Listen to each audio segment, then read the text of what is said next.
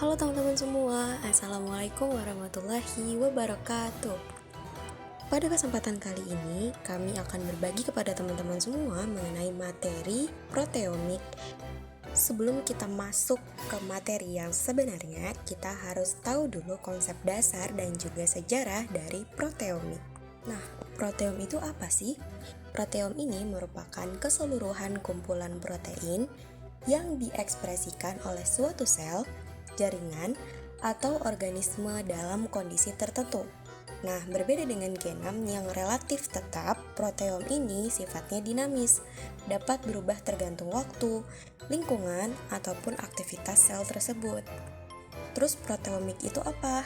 Kalau proteomik adalah cabang ilmu yang mempelajari seluruh protein tersebut atau proteom tadi secara menyeluruh. Nah, proteomik ini tidak hanya melihat protein apa sih yang ada, tapi juga seberapa banyak jumlahnya, bagaimana strukturnya, modifikasi kimianya, serta bagaimana interaksi antar protein dapat terjadi di dalam sel. Intinya, proteomik ini dapat membantu manusia memahami fungsi nyata dari gen dalam kehidupan seluler. Nah, untuk memahami posisi proteomik di dalam biologi molekuler, kita perlu membedakan 3 istilah besar. Yang pertama, genomik, kemudian transkriptomik, dan proteomik. Nah, yang pertama adalah genomik. Genomik ini secara singkatnya ya, mempelajari seluruh gen atau DNA yang dimiliki oleh suatu organisme. Kemudian tadi ada transkriptomik. Nah, transkriptomik ini mempelajari RNA atau mRNA yang terbentuk dari hasil transkripsi gen. Sedangkan tadi proteomik ini fokusnya adalah pada protein yang benar-benar dihasilkan dan juga bekerja di dalam sel. Kalau diibaratkan pas kita masak nih ya, genom itu adalah buku resepnya, kemudian transkriptomik itu adalah resep yang sedang kita buka, yang sedang kita baca, yang tertera di dalam buku resep tersebut. Kemudian proteom itu adalah makanan yang sudah jadi, sudah dimasak dan disajikan hasil dari kita membaca resep tersebut. Nah, FYI, tidak semua gen yang ditranskripsi benar-benar menghasilkan protein yang aktif. Oke, setelah kita tahu pengertiannya, sekarang kita masuk ke sejarahnya. Jadi, secara historis, istilah proteom sendiri pertama kali diperkenalkan oleh Mark Wilkins pada tahun 1994 di Australia. Tapi, akar dari proteomik ini sebenarnya sudah ada sejak tahun 1970-an, ketika teknologi two-dimensional gel electrophoresis digunakan untuk memisahkan protein berdasarkan ukuran dan juga muatan listriknya. Nah, perkembangan besar ini terjadi pada akhir tahun 1990-an saat teknologi mass spectrometry mulai digunakan untuk mengidentifikasi protein secara detail. Nah, kombinasi dua teknik ini menandai lahirnya proteomik modern. Nah, setelah itu terbentuklah organisasi global seperti HUPO atau Human Proteome Organization yang tujuannya adalah untuk memetakan seluruh protein manusia dan menyatukan data dari berbagai penelitian yang ada di dunia. Kenapa sih kita harus tahu apa itu proteomik? Kenapa sih kita harus mempelajari proteomik? Jadi, proteomik ini sangat penting dalam berbagai bidang ilmu hayati modern. Teman-teman tahu nggak apa kira-kira manfaat dari proteomik? Ya, benar banget. Dari pengertian-pengertian yang tadi juga sudah dipaparkan, beberapa manfaat dari proteomik ini adalah yang pertama, menjelaskan hubungan antara gen dan juga fungsi sel, di mana proteomik ini dapat membantu kita memahami bagaimana gen itu diterjemahkan menjadi protein aktif. Kemudian, menemukan biomarker penyakit.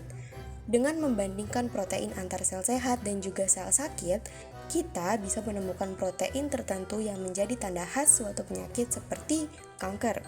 Kemudian, dengan proteomik juga, kita dapat menentukan target terapi obat baru, di mana banyak obat modern yang kini dikembangkan berdasarkan hasil analisis proteomik.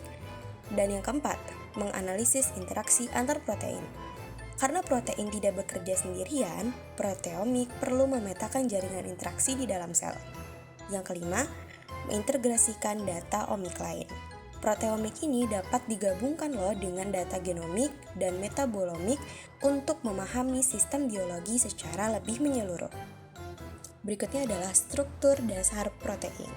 Aku tahu teman-teman pasti udah tahu apa dan bagaimana sih struktur dasar protein. Tapi di sini aku mau coba recall lagi ingatan teman-teman mengenai struktur dasar protein, di mana protein ini tersusun dari rantai asam amino yang saling berikatan melalui ikatan peptida. Nah, struktur protein punya 4 tingkatan utama: primer, sekunder, tersier, dan kuartener. Kalau struktur primer, urutan asam amino dalam rantai polipeptida. Struktur sekunder, pola lokal seperti helix alfa dan juga beta. Kemudian struktur tersier ada bentuk 3 dimensi dari satu rantai polipeptide. Kemudian ada struktur kuartener, yaitu gabungan beberapa rantai polipeptide yang bekerja bersama seperti pada hemoglobin. Berikutnya, fungsi-fungsi dari protein. Teman-teman udah pasti tahu lah ya apa itu fungsi-fungsi dari protein. Protein ini punya banyak banget fungsi di dalam tubuh kita yang sangat krusial.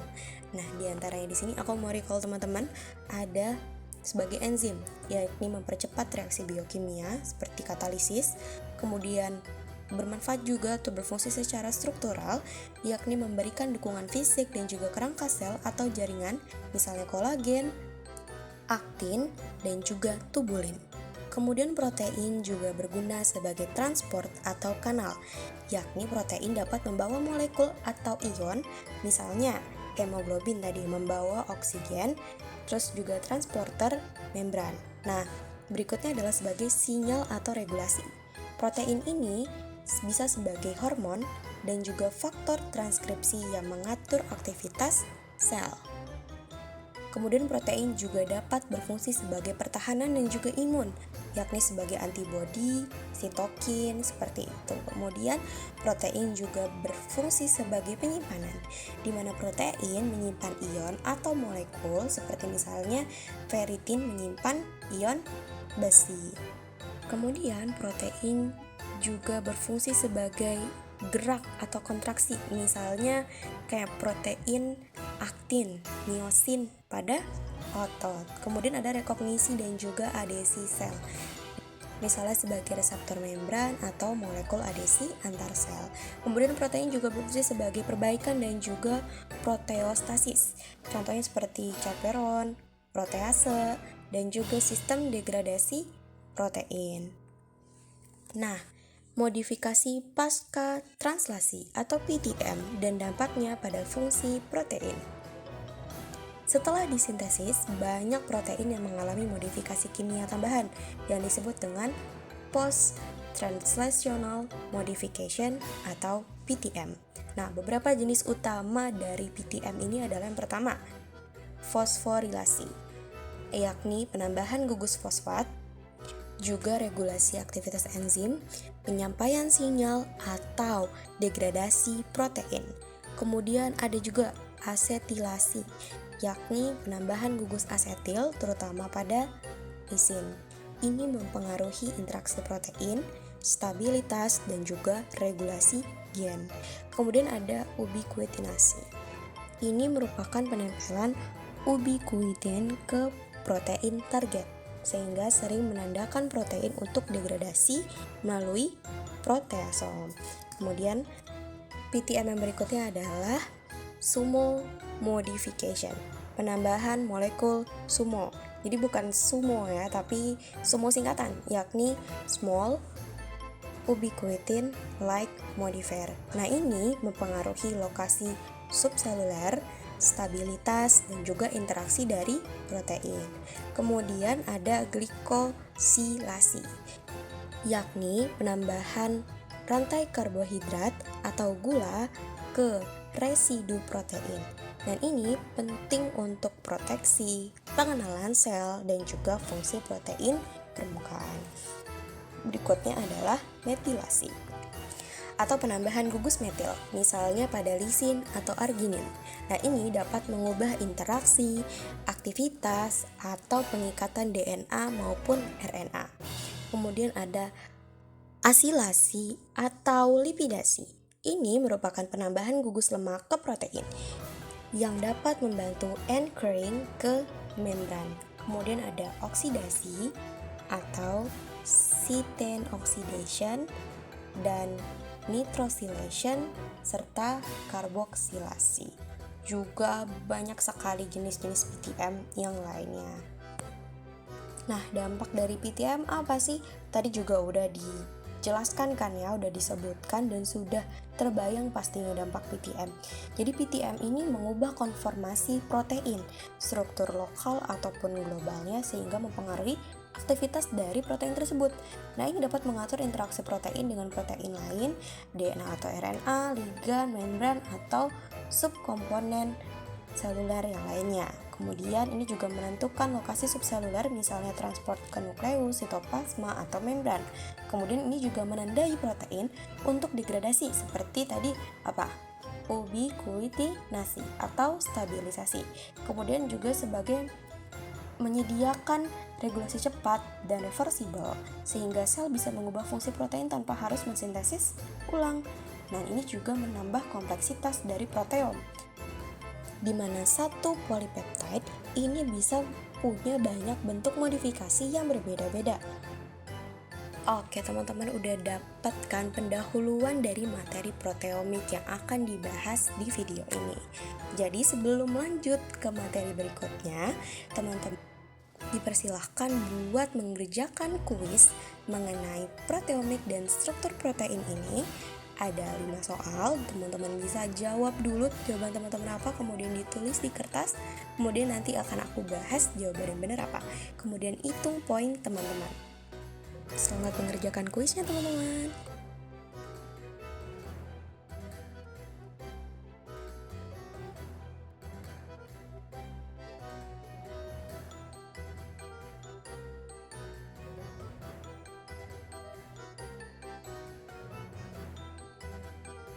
Selamat datang di bagian ketiga dari pembahasan proteomik.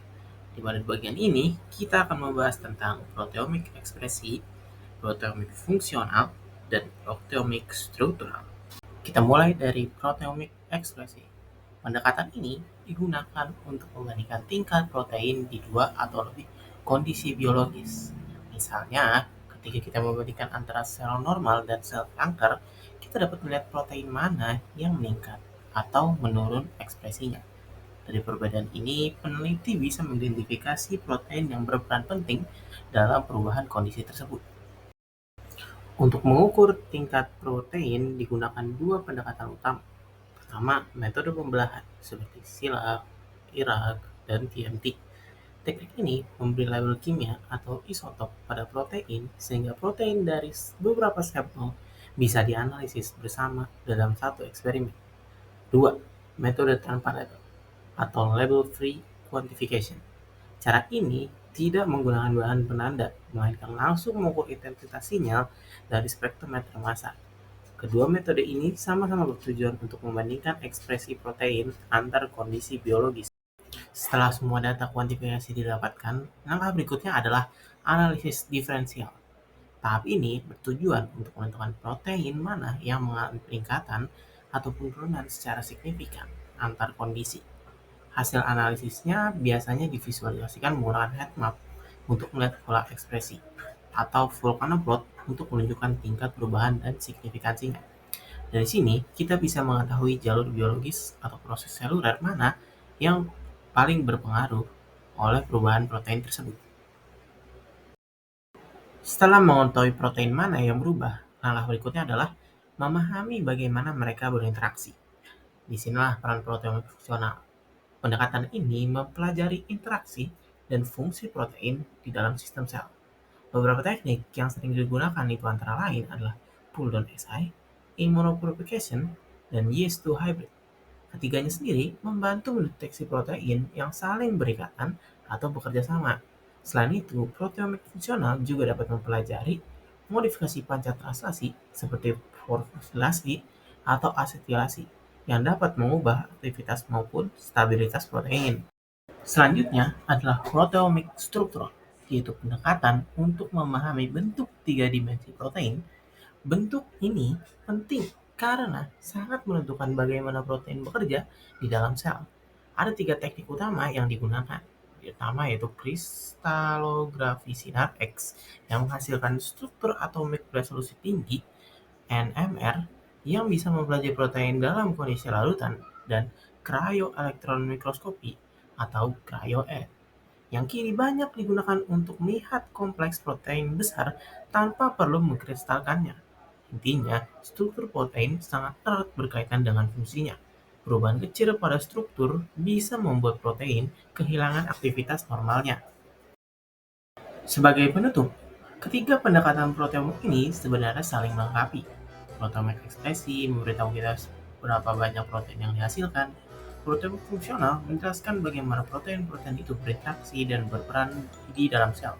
Sementara proteomik struktural membantu kita memahami bentuk tiga dimensinya yang menentukan cara kerja protein tersebut. Dengan menggabungkan ketiganya, para peneliti bisa mendapatkan gambaran yang utuh tentang bagaimana sistem biologis bekerja di tingkat molekuler.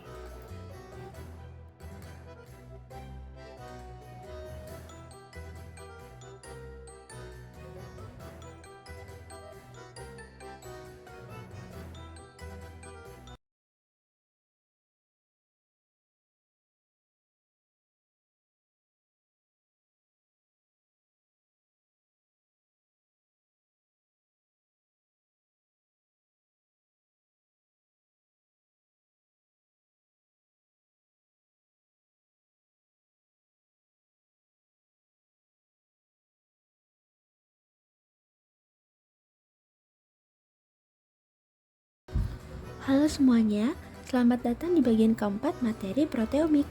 Kali ini kita akan membahas tentang analisis data dan bioinformatika proteomik.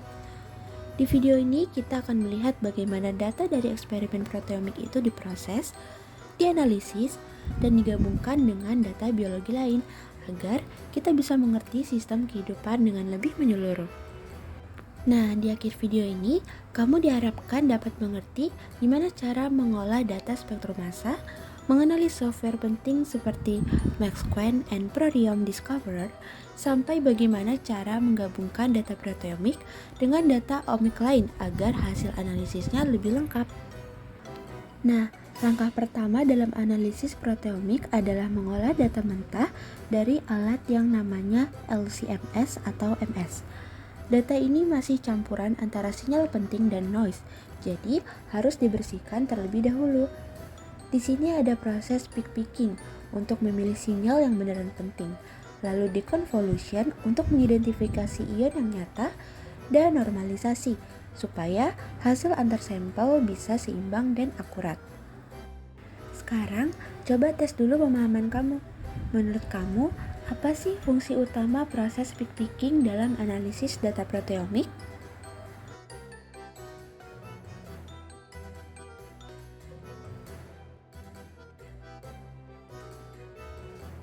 Nah, setelah datanya bersih, tahap berikutnya adalah identifikasi protein.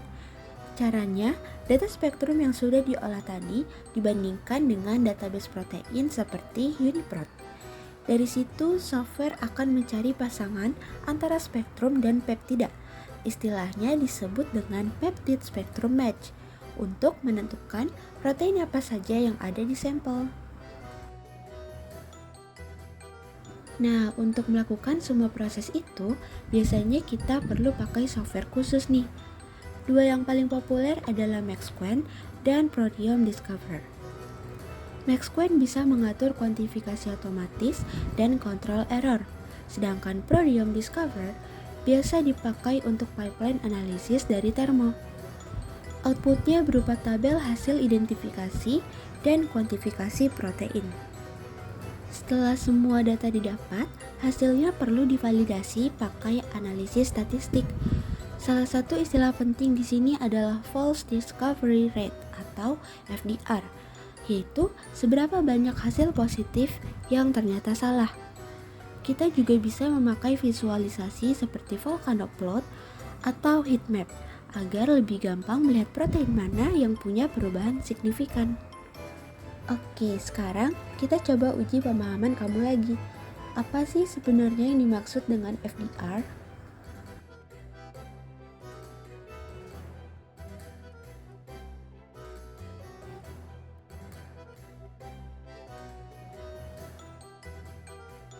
Oh iya, proteomik ini tidak berdiri sendiri teman-teman, tapi bisa digabungkan dengan data lain, kayak transkriptomik dan metabolomik. Tujuannya supaya kita bisa mengerti hubungan antara gen, protein, dan metabolit secara menyeluruh. Integrasi data seperti ini juga bisa membantu kita membuat model jaringan biologis yang lebih akurat. Dan terakhir, yuk refleksi sebentar. Menurut kamu, kenapa penting banget untuk mengintegrasikan data proteomik dengan data omik lainnya?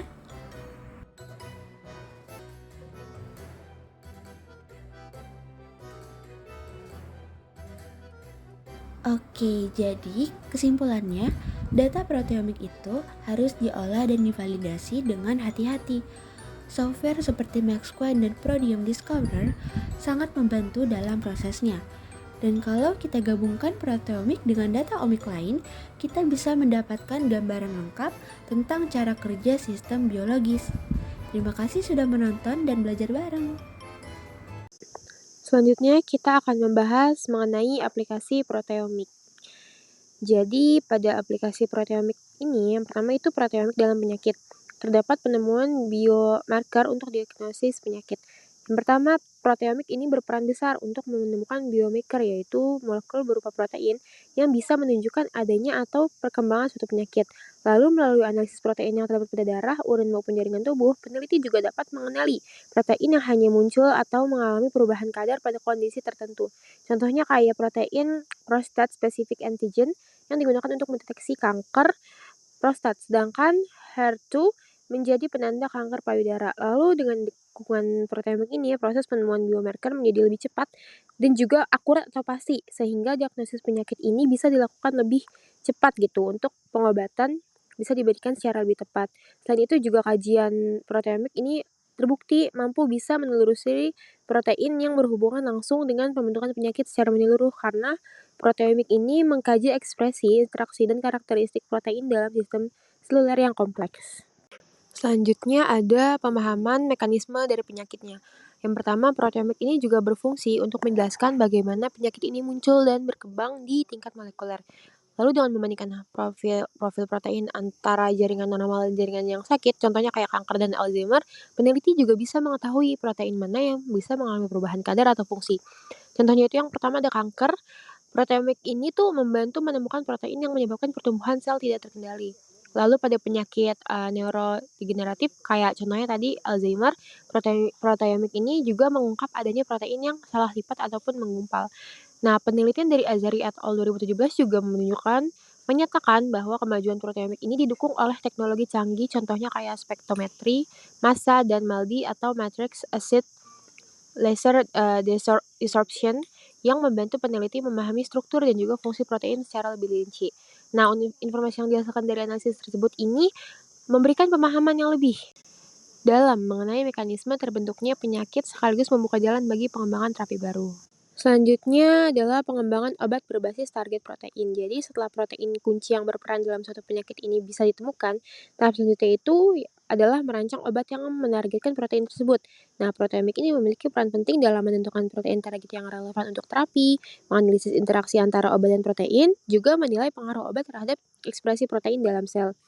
Nah, contohnya kayak obat imatinib yang dikembangkan dengan menargetkan protein tyrosin kinase yang berperan dalam leukemia mieloid kronis. Jadi dengan demikian, proteomik ini perannya besar untuk penemuan dan pengembangan obat modern. Selanjutnya ada proteomik di bidang lain. Yang pertama itu ada aplikasi dalam pertanian dan bioteknologi. Jadi dalam bidang pertanian, proteomik ini digunakan untuk memahami fungsi protein pada tanaman maupun hewan yang berguna untuk meningkatkan ketahanan dan juga produktivitasnya. Contohnya, yang pertama itu adalah mengidentifikasi protein yang terlibat dalam ketahanan tanaman terhadap stres lingkungan. Contohnya kayak kekeringan, suhu tinggi, atau serangan hama.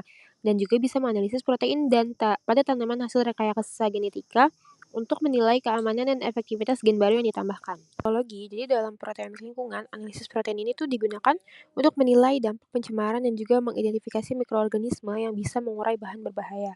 Nah, contohnya kayak protein dari bakteri pemecah minyak bumi yang bisa dipelajari untuk meningkatkan keberhasilan proses bioremediasi. Lalu, sementara itu di bidang arkeologi, proteomik ini juga digunakan untuk menganalisis protein purba yang ditemukan pada fosil, tulang, atau artefak.